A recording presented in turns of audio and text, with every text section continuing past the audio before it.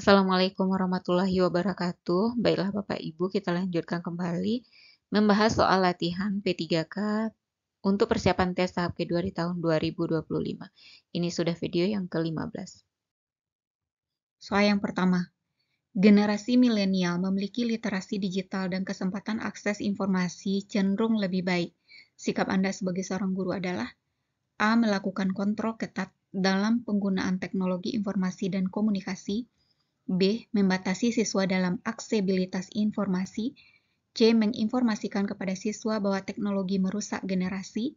D. Mengambil peran baru untuk membantu siswa berpikir kritis dan selektif. D. Melarang siswa mengakses internet karena berpotensi negatif. Nah, kalau dilihat di sini, kita tidak bisa lepas dari akses informasi dari internet. Nah, apa yang harus kita lakukan sebagai seorang guru? Yaitu mengambil peran baru. Apa perannya? Yaitu membantu siswa untuk berpikir kritis dan selektif terhadap media, terhadap informasi yang diterimanya melalui internet. Nah, ini adalah peran baru guru.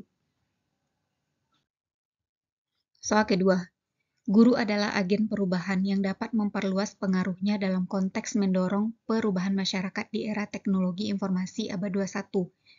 Tindakan yang paling sesuai dilakukan dalam konteks tersebut adalah A. Mempublikasikan gagasan dan pemikirannya di media sosial atau jurnal.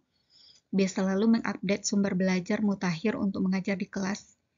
C. Mengharuskan penggunaan sumber TIK dalam setiap kesempatan. D. Mengajak masyarakat selalu menggunakan TIK.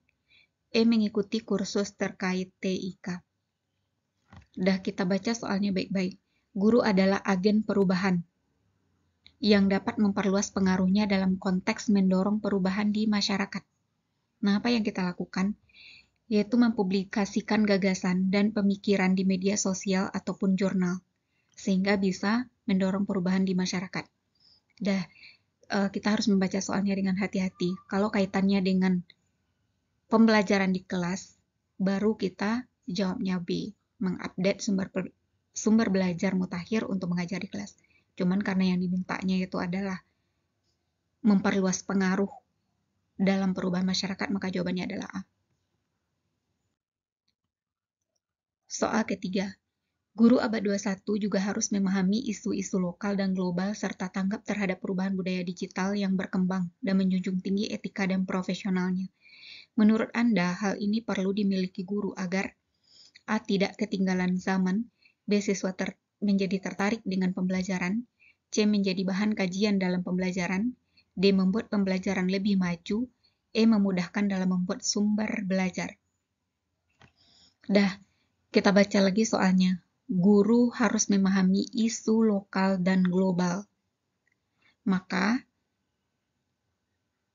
hal yang perlu dimiliki oleh guru yaitu adalah, menurut Anda, hal ini perlu dimiliki oleh guru yaitu agar menjadi bahan kajian dalam pembelajaran. Jadi, tanggapan guru terhadap isu lokal dan global itu adalah agar menjadi bahan kajian dalam pembelajaran. Soal keempat, dalam suatu kelas terdapat 3 anak yang berasal dari luar suku bangsa. Mereka memiliki ciri fisik dan logat bicara yang berbeda dengan teman-temannya.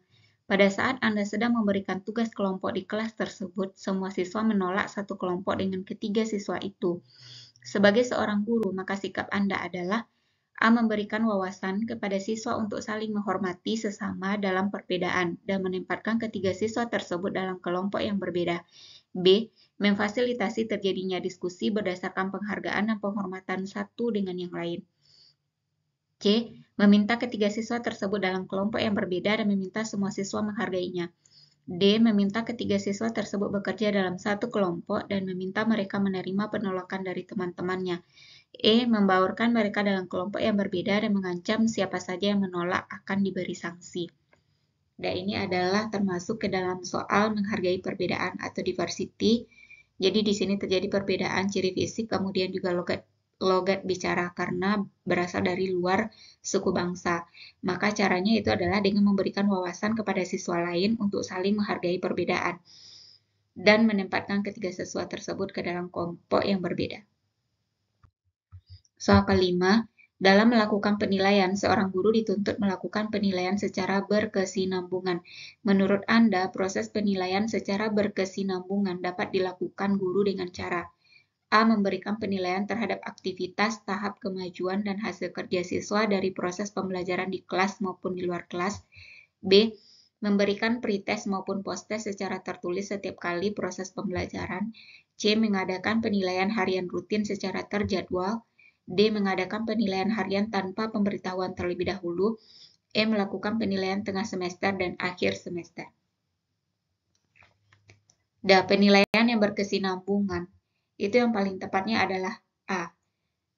Penilaian dilakukan terhadap aktivitas dan tahapan kemajuan hasil kerja siswa, baik itu di proses pembelajaran di kelas maupun di luar kelas. Soal ke-6, Anda adalah seorang guru baru di sebuah sekolah. Saat mengajar di kelas, Anda meminta salah seorang siswa menyampaikan pendapatnya terkait pembelajaran.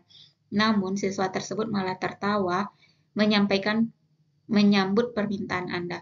Hal ini tidak biasa Anda alami di sekolah yang lama.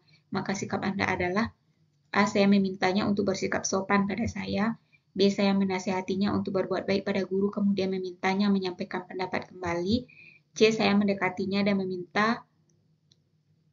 memintanya berpendapat dengan lebih pelan dan ramah.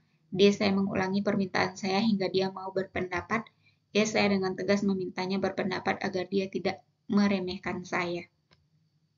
Jadi di sini kan ada saja tingkah-tingkah dari anak-anak ketika kita suruh dia berpendapat, mereka justru tertawa.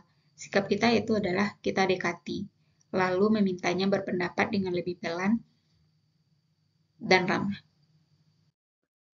Demikianlah Bapak Ibu pembahasan soal pada video yang ke-15 ini. Semoga bermanfaat dan semoga Bapak Ibu lulus P3K tahun ini. Demikian saja. Assalamualaikum warahmatullahi wabarakatuh.